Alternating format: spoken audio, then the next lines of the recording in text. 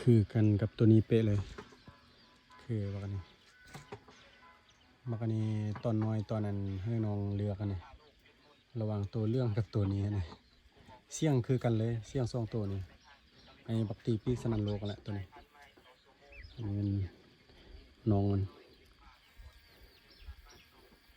หักสุดตัวนี้ในน้อยๆนะมันห้าวมันหายขั้นแต่น้อยมันนะ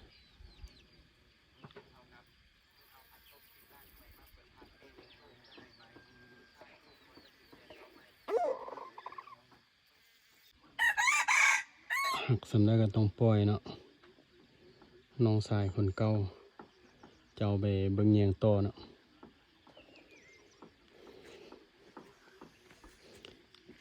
หักสุดเลยตัวนี้คือกับอายมันบักอันตีปีกสนันโลก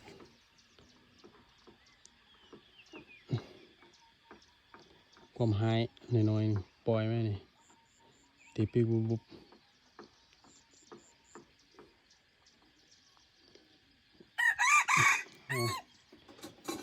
มือเอ็นไปอยู่น้ำเพิ่นละมือนะ